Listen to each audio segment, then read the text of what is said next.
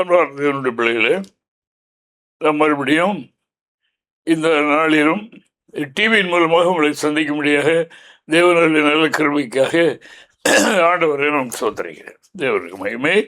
இப்பொழுதும் இன்று நம்முடைய தியானத்துக்காக தருகிற கர்த்தருடைய வார்த்தை நாம் தியானிக்குமானால் ஜெபம் பண்ணுவோம். அன்பே சோதரப்பா, பிரசுதரே உமக்கு நன்றி. தேவனை சுதிக்கிறேன். எவ்வளவுமானவர் மறுபடியும் உடைய சன்னதானங்களுக்கு கடந்து வர கிருபை செய்கிறையா. ஆமையின் கர்த்தருடைய சத்திய வாக்கை நாங்கள் தியானிக்க முடியாது, எடுத்துரைக்க முடியாது கடந்து வந்திருக்கின்றோம். கர்த்தாவே சோதரம், நம்முடைய வார்த்தை அது ஆவியாகவும் ஜீவனாகவும் இருக்கிற அப்படின்னா தேவனை கேட்கிற மக்களுடைய காதுகள் உப்பால் சாரமேற்றப்பட்ட வார்த்தையாக தோணி கேட்டோம். கர்த்தாவை சுதிக்கிறோம். திருவசனத்தை கர்த்த மக்கள் கேட்கிறது மட்டுமல்ல, அவைகளின்படி செய்யவும் கர்த்தர் கிருபை செய்ய வேண்டும் என்று கெஞ்சுகிறோம். ஆசீர்வதிங்கப்பா.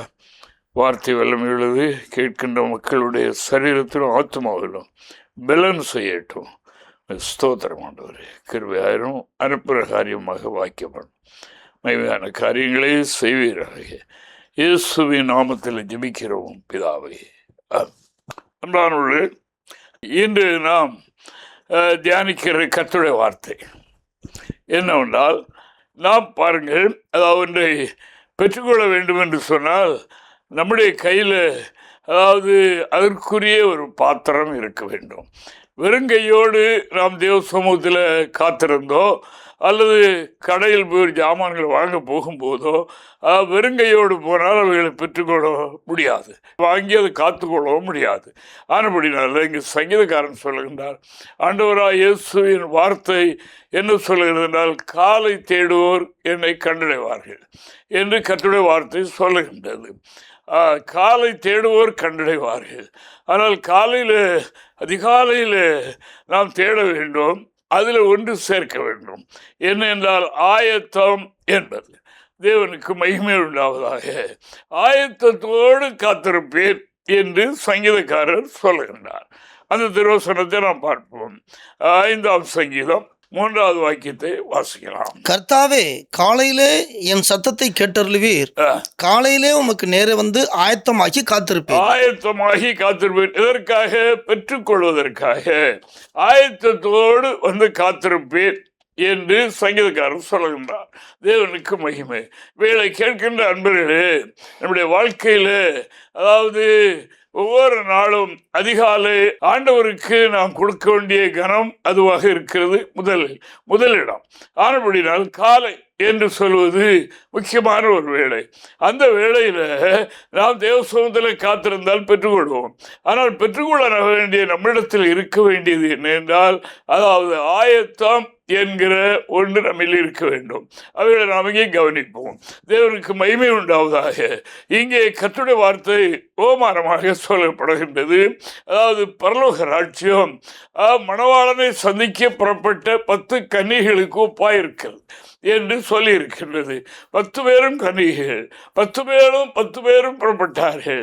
10 பேரும் புறப்பட்டு சென்றார்கள். அதில் 5 பேர் ஆயத்தமாயிருந்தார்கள், 5 பேர் ஆயத்தம் இல்லாதவர்களாக இருந்தார்கள் என்று நாம் காணுகின்றோம். வருகைக்கு காத்திருக்கிறது என்றால் அவர்கள் எவ்வளவோ கடவுளுக்கு பிரியமாக பல காரியங்களும் வாழ்ந்திருப்பார்கள். ஆனால் இங்கே ஒன்று அவரிடத்தில் இல்லை. அதனால் குறைவு ஏற்பட்டது என்று நாம் பார்க்கின்றோம். மத்தேயு சுவிசேஷம் 5ஆம் அதிகாரம் 1-2 வசனங்களை நாம் பார்க்கலாம். அப்பொழுது பரலோக ராஜ்யம் தங்கள் தீவட்டிகளை பிடித்துக் கொண்டு மணவாளனுக்கு எதிர்கொண்டு போக புறப்பட்ட 10 கன்னிகைகளுக்கு ஒப்பாயிருக்கிறது. தேவனுக்கு மகிமை உண்டாவதாக. மணவாளனை சந்திக்க கர்த்தருடைய வருகைக்காக அது ஆயத்தமாயிருந்த கன்னிகைகள். இது ஒரு இருண்ட காலம் என்றும் பின்னால் நாம் வாசிக்கும் போது அறிகிறோம். தேவனுக்கு மகிமை உண்டாவதாக. இந்த நாட்களிலே இவர்கள் புறப்பட்டார்கள். புறப்பட்டு சென்று மணவாளன் வர காலதாமதமாகும் போது இவர்கள் எல்லாம் நித்திரை அடைந்தார்கள். அந்த 10 பேரில் 5 பேர் புத்தி உள்ளவர்களாக இருந்தார்கள், 5 பேர் புத்தி இல்லாதவர்களாக இருந்தார்கள். காரணம் என்ன என்றால் அவர்கள் கையிலே பெற்றுக்கொள்ளக்கூடிய ஆயத்தம் இல்லை, அதை அவர்கள் கொண்டு போகவில்லை. ஆனபடினால் அவர்கள் அந்த மணவாளன் வரும்போது அவர்கள் கைவிடப்பட்டவர்களாக ஆகிவிட்டார்கள் என்று இங்கே அதே 25ஆம் அதிகாரம் 3 முதல் 3-4 வசனங்களை வாசிக்கலாம். அவர்களில் 5 பேர் புத்தி உள்ளவர்களும் அந்த 10 பேரில் 5 பேர் புத்தி உள்ளவர்களும் 5 பேர் புத்தி இல்லாதவர்களுமா இருந்தார்கள். புத்தியுள் இல்லாதவர்கள் தங்கள் தீவட்டிகளை எடுத்துக்கொண்டு போனார்கள், எண்ணெயோ கூட கொண்டு போகவில்லை. பாத்திரம் இல்லை, பாத்திரம் இல்லாதனால எண்ணெய் கூட கொண்டு போகிறது, வெறுங்கையாக போனார்கள் என்று நாம் காணுகிறோம். அவர்களுக்கு அந்த பாத்திரம் அல்லது எண்ணெய் அவர்கள் கையில் இல்லை. ஆனபடினால அவர்கள் தீவட்டியை மட்டும் எடுத்துக்கொண்டு சென்றார்கள். அவர்களும் கன்னிகைகள் தான். நன்றாக கவனிக்கமையானவர்களே, சொல்லப்படுகிற வார்த்தை என்ன என்றால், இன்று கர்த்தருடைய வருகைக்கு ஏராளமான மக்கள் காத்திருக்கிறார்கள். கன்னிகைகளைப் போல வாழ்க்கையில கரைபடாத ஒரு வாழ்க்கை செய்ய வேண்டும், கர்த்தருடைய வருகையில போக வேண்டும் என்ற இந்த ஆவலில் இருக்கிற கூட்டங்கள் உலகத்தில் எங்கும் இருக்கிறது என்று நாம் காணுகிறோம். அதான் வேதம் சொல்லுகின்றது. அதாவது கர்த்தருடைய வருகை நாளிலே அல்லது கர்த்தருடைய நாளிலே எப்படி ஜனங்கள் இருப்பார்கள் என்றால், அதாவது இந்த ராஜகுமாரத்திகள், மறுமனையாட்டிகள், கன்னிகைகள் என்றெல்லாம் சொல்லியிருக்கிறது. தேவனுக்கு மகிமை. ஆனபடினால இந்த கன்னிகைகள் கர்த்தருடைய வருகைக்காக, மணவாளனுடைய வருகைக்காக சென்றார்கள் 10 பேர். இந்த 10 பேரில் 5 பேர் மிகவும் கவனமாக இருந்தார்கள், கேட்ட சத்தியங்களை கை கொண்டார்கள். அவர்கள் ஜெபம் பண்ணி தங்களுடைய ஆத்துமாவை கடவுளுக்கு பிரியமாக வைத்து எப்பொழுதும் தங்களிலே அந்த பரிசுத்த ஆவியானவர் அந்த எண்ணெய் நிரம்பி வழியக்கூடிய அளவுக்கு அவர்கள் இருந்தார்கள். அதுதான் கவனிக்க வேண்டிய காரியம். தேவனுக்கு வரும்போது அப்பொழுது பார்த்து கொள்ளலாம் என்று எண்ணுவது ஏமாற்றம். அது மட்டுமல்ல, மித்தனமாயிருப்பது அதைவிட பெரிய ஆபத்து என்று நாம் காணுகின்றோம். தினமும் எப்பொழுதும் நம்முடைய பாத்திரம், நமக்கு ஒரு பாத்திரத்தை ஆண்டவர் கொடுத்திருக்கின்றார். தேவனுக்கு ஸ்தோத்திரம். நாம் பாத்திரம் இல்லாதவர்களாக இருந்தோம். இப்பொழுது அதாவது அன்பானவர்களே, கன்னிகைகள் என்று சொல்லப்படுகிற நமக்கு என்ன தந்திருக்கிறார்? ரட்சிப்பின் பாத்திரம் அவர் தந்திருக்கின்றார். அதான் பக்தன் சொல்லுகின்றார், அவரை தொழுது கொள்ள போகும்போதெல்லாம் அந்த ரட்சிப்பின் பாத்திரத்தை எடுத்துக்கொண்டு நான் கர்த்தரை தொழுது கொள்வேன் என்று அவர் சொன்னார். தேவனுக்கு ஸ்தோத்திரம். அந்த ரட்சிப்பின் பாத்திரம் இல்லாமல் கர்த்தரை தொழுது கொள்ள இயலாது. ஆனால் இப்போ கர்த்தருடைய வருகையிலே போக வேண்டும் என்றால் அந்த பாத்திரம் இருக்க வேண்டும், பாத்திரத்தில் நிரம்ப எண்ணெய் இருக்க வேண்டும் என்று இறைவாக்கு சொல்லுகின்றது. இப்பொழுது நாம் இங்கே கவனிக்கின்றோம். இப்பொழுது ஆண்டவராகிய தேவன் மணவாளன் நடுராத்திரியிலே இதோ வருகிறார் என்ற சத்தம் உண்டாயிற்று. 10 பேரும் தூங்கி கொண்டுதான் இருக்கிறார்கள். இந்த தூக்கத்தின் காலம், இந்த நடுராத்திரி என்று சொல்வது என்ன என்றால் அந்தி கிறிஸ்துவனுடைய மத்திய பகுதி. தேவனுக்கு மகிமை. ஒருவரும் கிரியை செய்யக்கூடாத காலம். கடவுளை ஆராதிக்க முடியாது, ஊழியம் செய்ய முடியாது, ஒன்றும் செய்ய முடியாது. இவர்கள் தாங்கள் பெற்றுக்கொண்ட அனுபவத்தை வைத்துக் கொண்டு நித்திரையில் செயல்பட முடியாத ஒரு சூழ்நிலை இருக்கிறார்கள். இப்படி இருக்கும்போது அந்த அந்தி கிறிஸ்துவினுடைய உச்சகட்டம் இருக்கின்ற அந்த நாளிலே மணவாளன் வருகிறார். இதோ ஆண்டவர் வருகிறார் என்ற சத்தம் கேட்டுடனே 10 பேரும் எழும்பினார்கள். 10 பேரும் எழும்பி தங்களுடைய தீவட்டிகளெல்லாம் எடுத்தார்கள். 5 பேர் தங்களுடைய எண்ணெய் ஊற்றி தீவட்டியை கொளுத்தினார்கள். என்பது எரிகின்றது. அவர்கள் மணவாளனை சந்திக்க புறப்பட்டு போக இருக்கும்போது இவர்கள் கேட்கிறார்கள், எங்களுக்கு கொடுங்கள், எண்ணெய் இல்லை, தீவட்டி அணைய போகிறது. இப்போதான் பார்க்கிறாங்க, செக்அப் பண்றாங்க, மணவாளன் வந்தாகிவிட்டது. இப்பொழுதுதான் அவர்கள் தங்களுடைய தீவட்டியில எண்ணெய் இருக்குதா, தீவட்டி எரியுதா, எப்படி இருக்கிறோம், ஆவியின் அனுபவம் என்ன என்ற அறிவில்லாமல் இருந்தார்கள். அப்படி இருக்கும்போது என்ன நடக்கிறது? தேவனுக்கு ஸ்தோத்திரம். 25:6 முதல் 10 வரை. நடுராத்திரியிலே இதோ மணவாளன் வருகிறார், அவருக்கு எதிர்கொண்டு போக புறப்படுங்கள் என்கிற சத்தம் உண்டாயிற்று. அப்பொழுது அந்த கன்னிகைகள் எல்லோரும் எழுந்திருந்து தங்கள் தீவட்டிகளை ஆயத்தப்படுத்தினார்கள். புத்தி இல்லாதவர்கள் புத்தி உள்ளவர்களை நோக்கி, உங்கள் எண்ணெயை எங்களுக்கு கொஞ்சம் கொடுங்கள், எங்கள் தீவட்டிகள் அணைந்து போகிறதே என்றார்கள். புத்தி உள்ளவர்கள் பிரதியுத்தரமாக, அப்படியல்ல, எங்களுக்கும் உங்களுக்கும் போதாமல் இராதபடி நீங்கள் விக்கிரவிடத்தில் போய் உங்களுக்காக வாங்கி கொள்ளுங்கள் என்றார்கள். அப்படியே அவர்கள் வாங்க போன போது மணவாளன் வந்துவிட்டார். ஆயத்தமாய் இருந்தவர்கள் அவரோடு கூட கல்யாண வீட்டுக்குள் பிரவேசித்தார்கள். கதவும் அடைக்கப்பட்டது. இப்போ கவனிக்க வேண்டிய காரியம் என்ன? மணவாளன் வரும்போது என்ன ஆகும்? மணவாளன் வரும்போது அவர் கொடுத்திருக்கிற ரட்சிப்பின் பாத்திரத்தில் அவர் தந்திருக்கிற பரிசுத்த ஆவியாகிய எண்ணெய் இருக்கணும். இருந்தால்தான் இந்த ஆவிக்குரிய ஜீவியம், இந்த தீவட்டி நமக்குள் இருக்கிற அது கொழுந்து விட்டு எரியக்கூடிய அந்த நிலை எப்பொழுது உண்டாகவும் அவர்கள் மணவரைக்குள்ளே போய்விடுவார்கள். போய்விட்டார்கள் என்று இந்த 5 பேரும் எண்ணெய் வாங்க போனார்கள். எண்ணெய் கிடைக்காது. சபை எடுத்துக்கொள்ளப்பட்ட பிறகு, அதாவது தேவ ஜனங்கள் எடுத்துக்கொள்ளப்பட்ட பிறகு, அதற்கப்புறம் பரிசுத்த ஆவி கிடைக்காது, ரட்சிப்பும் கிடைக்காது என்பது உண்மை. அல்லேலூயா, தேவனுக்கு ஸ்தோத்திரம். இந்த நாட்களில் மாற்றி பேசுகிறார்கள். முதலாவது இயேசு வருவார், 2வது அந்திகிறிஸ்து வருவார் என்ற உபதேசம் எங்கும் எழும்பி நிற்கிறது என்று நாம் காணுகின்றோம். அப்படி இருந்தால் அது ரொம்ப ஈஸியாச்சு. லாஸ்ட் பரீட்சை இதுதான். அதாவது அந்திகிறிஸ்து காலத்தில் அந்த நாட்களில் நின்று அவர்கள் தேவனுக்காக பிரகாசிக்கிறார்கள் அல்லவா, அவர்கள் மட்டும்தான் வருகை எடுத்துக் கொள்ளப்படுவார்கள் என்று நாம் அறிகின்றோம். இங்கே அதாவது எங்கே சொல்லி இருக்கிறது அப்படி என்று கேட்கிறீர்களா? வாசித்து பாருங்கள். உங்கள் கையிலும் பைபிள் இருக்கிறது அல்லவா, எடுத்து வாசியுங்கள்.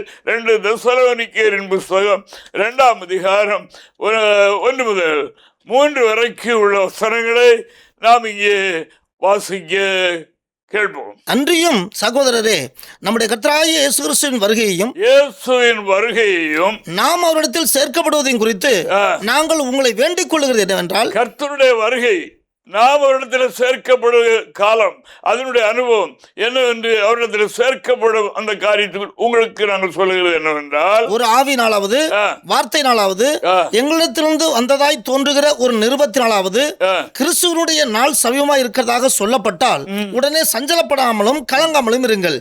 எவ்விதத்தினாலும் ஒருவனும் உங்களை மோசம் போகாதபடிக்கு எச்சரிக்கையா இருங்கள். ஏனெனில் விசுவாச துரோகம் முந்தி நேரிட்டு கேட்டின் மகனாகிய பாவ மனுஷன் வெளிப்பட்டால் மகனாகிய பாவ மனுஷன் அந்திகிறிஸ்து வெளிப்பட்டாலுடைய அந்த நாள் வராது. இதுதான் அதுக்கு நமக்கு அடையாளம்.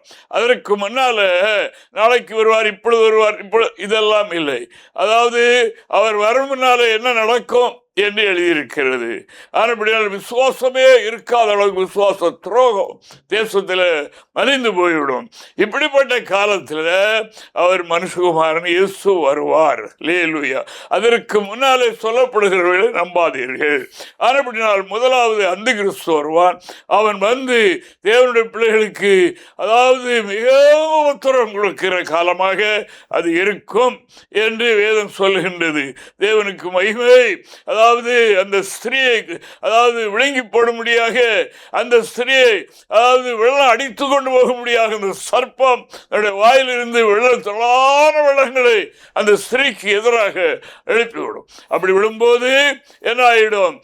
பூமி 2ஆக பிளந்து அவைகளை முழுங்கி போடும். திரளான தண்ணீர்கள் உலகத்தில் உள்ள எல்லா ஜனங்களையும் தேவனுடைய பிள்ளைகளுக்கு குறமாக எழுப்பி விடுவான். அதான் அந்த வெள்ளம். தேவனுக்கு ஸ்தோத்திரம் உண்டாவதாக.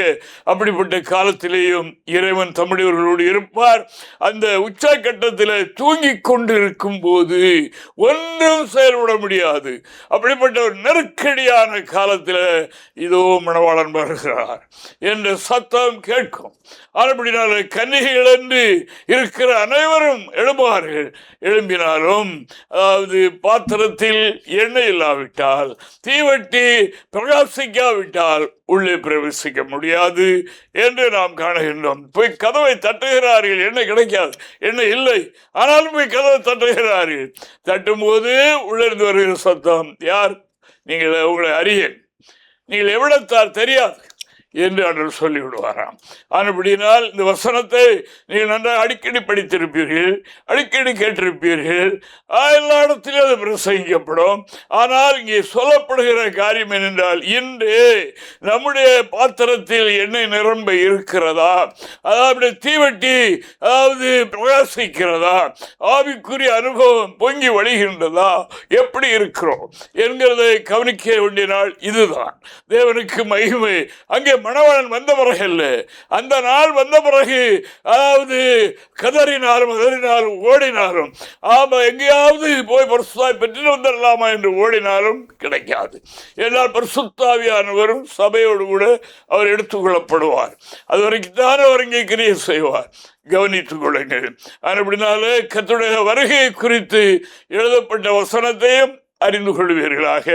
ஆனபடினால எங்களிடத்திலிருந்து தேவனுடைய அப்போஸ்தலர்கள், சபையை நடத்துகிற, தேவனோடு உறவாடுகிற அவர்களிடத்திலிருந்து வந்த ஒரு நிருபம் போல ஒன்றை உங்களுக்கு கையில் கிடைத்தாலும் நம்பாதீர்கள். ஏனால் அந்த பாவ மனிதன் வெளிப்படணும். அவன் வெளிப்பட்ட பிறகுதான் அந்த நாள் வரும் என்று இறைவாக்கு சொல்கின்றது. அன்பானவர்களே, இன்று நாம் கவனிக்கிற காரியம் என்ன? அதாவது தேவ சமூகத்தில் ஆயத்தத்தோடு காத்திருப்பேன் என்று சங்கீதக்காரன் சொல்கின்றார். ஆயத்தம் இல்லாமல் காத்திருக்க மாட்டேன், ஆயத்தத்தோடு காத்திருப்பேன். ரட்சிப்பின் பாத்திரத்தை ஏந்தி கொண்டு காத்திருப்பேன். என்னுடைய பாத்திரம் நிரம்பி வழிய வேண்டும். இந்த அனுபவத்தை பெற்ற சங்கீதக்காரன் தாவீது ராஜா சொல்கிறார் பாருங்க. 23ஆம் சங்கீதம் 5வது வாக்கியத்தை நான் வாசிக்கும் போது இவனமாக அவர் சொல்லுகிறார். எப்படி அவருடைய அனுபவம் வாசிப்போம். என் சத்துருக்களுக்கு முன்பாக நீர் எனக்கு ஒரு பந்தியை ஆயத்தப்படுத்தி என் தலையை எண்ணெயால் அபிஷேகம் பண்ணி, என்னுடைய தலையை எண்ணெயால் அபிஷேகம் பண்ணி, என் பாத்திரம் நிரம்பி வழிகிறது. பாத்திரம் எப்படி வழிகிறது? நிரம்பி வழிகிறது, நிரம்பி பொங்கி பொங்கி வழிகின்றது. அப்படிப்பட்ட அனுபவத்தோடு பரிசுத்தவான்கள் இருந்தார்கள். தேவனுக்கு மகிமை. இதே தாவீதான் சொல்லுவார், கர்த்தரின் வலது பக்கத்தில் இருக்கிறபடியினால் என்று அவர் சொல்லுகிறார். அசையப்பட மாட்டேன், மனிதன் ஒன்றும் செய்ய முடியாது என்று எப்போ சொல்ல. பக்கத்தில் தினமுடைய அனுபவம். கர்த்தர் அருகாமல் இருக்கிறாரா, அவருக்கு பிரியமில்லாத காரியங்கள் இருக்கிறதுனால அவர் ஒதுங்கி விட்டாரா என்று பார்க்கிற ஒரு ஆவிக்குரிய பார்வை அவருக்கு இருந்தது. கர்த்தரை கண்ணு முன்னால நிறுத்தி நோக்கி இருக்கிறேன், கண்ணை மூடினால் முன்னால் நிற்கிறதை நான் காணுகின்றேன். இந்த அனுபவத்தோடு தினமும் வளர்கிறது தான் அந்த ஆவிக்குரிய நிலையினுடைய வளர்ச்சி. அதுதான் இந்த பிரகாசிக்கிற அனுபவம், அதுதான் பாத்திரம் நிரம்பி வழிகிற அனுபவம் என்று வேதம் சொல்லுகின்றது. இந்த நிலையில் இருக்கிறவர்கள் கண்ணை மூடினாலும் கண்ணை மூடாவிட்டாலும் தேவனை தியானிக்க ஆரம்பித்து விட்டால் அவர்களுக்கு எப்படி இருக்குமா? தியானிக்கும் தியானம் எனக்கு இனிமையாக இருக்கிறது, தியானிக்கும் போது அனல் மூழ்கிறது எனக்குள்ளே என்று அப்படி சொல்லுகிறார்கள். ஆனால் அப்படினால் அன்பான தேவனுடைய பிள்ளைகளே கேளுங்கள், ஆயத்தம். காத்திருக்கிறோமா? கர்த்தருடைய நாள் வரப்போகிறது என்று பிறருக்கு சொல்லிக் கொண்டிருக்கின்றோமா? நம்முடைய பாத்திரம் நிரம்பி இருக்கிறதா? வெறும் பாத்திரமாக இருக்கின்றதா? எப்படி இருக்கிறது? நம்முடைய தீவட்டி எரிகிறதாக இருக்கிறதா? பிரகாசிக்கிறதா? ஒரு தியானிக்கும் போது அனல் மூழ்கிறது என்ற பிரகாரம் நம்முடைய வாழ்க்கை இருக்க வேண்டும் அல்லவா? ஆனபடினால் பக்தன் தாவீது ராஜா சொன்னார், அதாவது என்னுடைய பாத்திரம் நிரம்பி வழிகிறது. தேவனுக்கு ஸ்தோத்திரம் உண்டாவதாக. அப்படினால் அந்த அனுபவம் நமக்கு வேண்டும். இந்த வார்த்தை உங்களுக்காக, இது எனக்காகவும் தான் சேர்த்து வருகின்றது.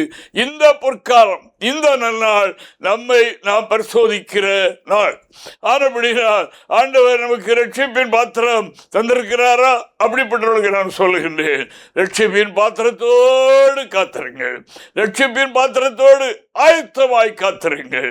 ரட்சிப்பின் பாத்திரத்தை எடுத்துக்கொண்டு ஒரு சிறிய ஆராதனை செய்தாலும் அந்த பாத்திரத்தோடு தொழுது கொள்ளுங்கள். பாத்திரம் எப்பொழுது நிரம்பி வழியும். ஜெப நேரம், ஆராதனை நேரம், அவர் நமக்கு அபிஷேகத்தை ஊற்றுகிற நேரம் அது. அந்த நேரத்தில் நான் வெறுங்கையாக இருப்போம் என்று சொன்னால் பாத்திரம் நிரம்பாது. அப்படினால் பக்தனை போல நம்முடைய வாழ்க்கையை வைத்துக் கொள்வோம். பிரசங்கி சொல்லும் போது அவர் இவ்வளமாக சொல்லுகின்றார். பிரசங்கி சொல்லுகிறார் பாருங்க, 9ஆம் அதிகாரம் 8வது வாக்கியத்தில் அவர் இப்படி சொல்லுகிறதை நாம் கேட்போம். உன் வஸ்திரங்கள் எப்பொழுதும் வெள்ளையாயும் உன்னுடைய வஸ்திரம் எப்பொழுதும் வெண்மையாயும் உன் தலைக்கு எண்ணெய் குறையாததாயும் இருப்பதாக. தேவனுக்கு மகிமை உண்டாவதாக. அபிஷேகம், அபிஷேகம், அபிஷேக எண்ணெய், தலைக்கு எண்ணெய் குறையாமல் இருக்கட்டும், வழியட்டும், நிரம்பி வழியட்டும். அவனுக்கு தந்திருக்கிற ரட்சிப்பின் வஸ்திரம், ரட்சிப்பின் பாத்திரம், ரட்சிப்பின் வஸ்திரம் அது பழமையாகாதபடி புதிதாகவே இருக்கட்டும். சிரமம் புதுப்பித்துக்கொள் என்று கர்த்தருடைய வார்த்தை சொல்கின்றது. அருமையானவர்களே, இன்று நீங்கள் கேட்கின்ற வார்த்தையுடைய சுருக்கம் என்ன என்றால், அதாவது ரட்சிக்கப்பட்ட தேவனுடைய பிள்ளைகளுக்கு ஒரு பாத்திரம் தரப்பட்டிருக்கின்றது. தேவனுக்கு மகிமை. அந்த பாத்திரம் வெறுமையாயிருப்பதற்காக அல்ல, எந்த ஒரு நாள் அந்த அனுபவத்தை பெற்றோம் என்று ஏமாந்து போவதற்கு அல்ல, எப்பொழுது அது நிரம்பி வழிகிறதாகவே இருக்க வேண்டும். எப்பொழுது நம்முடைய தொழுகை, நம்முடைய ஜெபம், நம்முடைய தேவனிடத்தில் நெருங்குகிற நேரத்தில் அந்த ரட்சிப்பின் பாத்திரம் நம்மிடத்தில் இருக்க வேண்டும். தேவனுக்கு மகிமை. அதான் ஆயத்தம். ஆயத்தப்படாமல் பாத்திரத்தை எடுத்துட்டு வராமல் வெறுமையாக போய் காத்திருந்து ஒரு பயனும் இல்லை என்று உங்களுக்கு நான் சொல்லிக் கொள்கின்றேன். தேவனுக்கு ஸ்தோத்திரம். அந்த பிரகாரம் செய்து நாம் இறைவனுடைய நாளுக்கு அப்படி ஆயத்தப்படுவோம். அப்படி இல்லாவிட்டால் உங்களை அறியேன் என்று சொல்லிவிடுவேன் என்று அந்த 5 பேருக்கும் சொன்னார் என்று நாம் காணுகிறோம். உங்களை அறியேன் இதெல்லாமா சொல்லுகிறார்கள். ஆண்டவரே, இதெல்லாம் செய்தீர், உமக்கா இப்படியெல்லாம் சொல்லுவோம். ஒன்றும் தெரியாது எனக்கு, உங்களை நான் அறியவில்லை, போகலாம் என்று கடைசி நேரத்தில் சொல்லுவாராம். ஆனபடியினால் அருமையானவர்களே, அதனுடைய தீவட்டி எறிவதற்கு எண்ணெய் பெற்றுக்கொள்ளும் காலம் இதுவாக இருக்கிறது. ஆனபடினால நம்முடைய வாழ்க்கையிலே மற்ற காரியங்களை குறைக்கவோ குறைக்காமல் இருக்கவோ அது ரெண்டாவது. நாம் எப்பொழுது நமக்கு சமயம் கிடைக்கின்றதோ அந்த நேரத்தில் இதுவே நம்முடைய நோக்கமாக இருக்கட்டும். தேவனுக்கு மகிமை. இதோ மணவாளன் வருகிறார் என்ற சத்தம் எப்பொழுதும் கேட்கலாம். நடுராத்திரியிலே அந்த சத்தம் கேட்டது. கேட்ட உடனே புத்தியுள்ளவர்கள், அந்த எண்ணெயும் தீவட்டியும் ரெடியாயிருந்தவர்கள் உட்பிரவேசித்தார்கள் என்று வேதம் சொல்லுகிறது. அன்பர்களே, கேளுங்க. பிரசங்கி சொன்னார், உனக்கு கொடுக்கப்பட்ட ரட்சிப்பின் வஸ்திரம் எப்பொழுதும் பழமையடையாமல் வெண்மையாகவே இருக்கட்டும். அழுக்கடைந்து துவைக்கிறது அல்ல, அது அழுக்கடையாமல் உன்னுடைய வாழ்க்கையை காத்துக்கொள். இப்படி இருந்தால் உன்னுடைய வஸ்திரத்தில் அழுக்கப்படும் என்று தெரியும் அல்லவா, அது ஒதுங்கிக்கொள், வஸ்திரத்தை பாதுகாத்துக்கொள். தேவனுக்கு மகிமை. அது மாத்திரமில்லை, அபிஷேகம் உன்னுடைய சிரசில் ஒரு நாள் இறங்கினது அல்லவா, அது நிரம்பி வழியட்டும். அது தலைக்கு தலை எண்ணெயால் அபிஷேகிக்கிறீர் என்று பக்தன் சொன்னது போல அபிஷேகித்து கொண்டே இருப்பார். 4 பக்கம் அந்த எண்ணெய் வடிகிறது மாதிரி அப்படி ஒரு நிறைந்த அனுபவம் நம்முடைய வாழ்க்கையில் வேணும். அதற்கு நம்மிட வேண்டியது ஆயத்தம். தேவனுக்கு மகிமை உண்டாவதாக. தேவன் தந்திருக்கிற ரட்சிப்பின் பாத்திரம் எப்பொழுதும் தேவ சமூகத்தில் காத்திருக்க போகும்போதெல்லாம் நம்மிடத்தில் இருக்க வேண்டும். தேவனுக்கு மகிமை உண்டாவதாக. அந்த பாத்திரத்தை அவர் நிரப்புவார். ஒரு சின்ன ஜெபத்திலேயும் அந்த பாத்திரம் நிரம்பி வழிகிறதாக இருக்கும், பொங்கி வழிகிறதாக இருக்கணும். அந்த பிரகாரம் செய்கிறது நாம் தான் கர்த்தர் வருகைக்கு போக முடியும் என்று இறைவாக்கு இது ஒரு கதையாக எழுதவில்லை. நமக்கு எச்சரிப்பு உண்டாக, நம்மை தட்டி எழுப்ப, நம்மை ஆயத்தப்படுத்த இந்த வார்த்தைகள் எல்லாம் வேதத்தில் தரப்பட்டிருக்கிறது என்பதை உங்களுக்கு நான் சொல்லிக்கொள்ள விரும்புகின்றேன். தேவனுக்கு மகிமை. சத்தியத்தை அறிந்தவர்களும் அநேகர் தேவ சுத்தம் அறிந்தவர்களும் கூட இந்த நாட்களில் அசதியாயிருக்கக்கூடிய காலமாக இந்த காலம் இருக்கிறது. அப்படி இல்லாதபடி, அதாவது இங்கே ஒரு உபமானத்தை சொன்னார். ஒரு எஜமான், அதாவது தூரதேசத்திற்கு போக புறப்படும் போது அங்கே அதாவது இந்த பொறுப்புகளெல்லாம் கொடுத்து விட்டு போகிறான், இப்படி செய்யணும் என்று. ஆனால் அதிலே அவர்கள் தவறிவிட்டார்கள். எஜமானுடைய சித்தத்தை அறிந்திருந்தும் அவர்கள் அதன்படி செய்யாமல் அவர் வர இன்னும் காலமாகும். அப்பொழுதே சொல்லுகிறார்கள், இதோ வருகிறார், இதோ வாசற்படியில் இருக்கிறேன் என்று சொல்லுகிறார். வரும்போது பார்க்கலாம், அப்பொழுது விழிப்பாய்ந்து கொள்ளலாம், வரும்போது அப்புறம் விழிப்பாய்ந்தவரை வரவேற்கலாம் என்று எண்ணி இருந்தவர்களுடைய நிலைமை என்ன அப்படிங்கிறதை நாம் அறியும்படியாக இந்த வாக்கியம் நமக்கு தரப்படுகிறது. லூக்கா 12ஆம் அதிகாரம் 47வது வாக்கியத்தை நான் தன் வாசிக்கிறேன். எஜமானுடைய சித்தத்தை அறிந்தும் ஆயத்தமாயிராமலும் அவனுடைய சித்தத்தின்படியே செய்யாமலும் இருந்த ஊழியக்காரன் அநேக அடிகளில் அடிக்கப்படுவான். தேவனுக்கு மகிமை உண்டாவதாக. அந்த நன்மையை பெறாமல் போகிறது மட்டுமல்ல, அநேக அடிகளுக்கு அவன் பாத்திரவான் ஆகிவிடுவான் என்று எழுதியிருக்கிறது.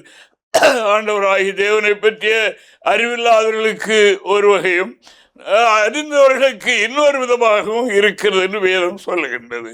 அதாவது அறியாமையினால் இருக்கிறவர்களை கர்த்தர் மட்டாய் தண்டிக்கின்றார். அதாவது எஜமானுடைய கடவுளுடைய சுத்தம் இதுதான் என்று வேதத்தை படித்து பிரசங்கம் கேட்டு அடிக்கடி எச்சரிக்கப்பட்டோம்.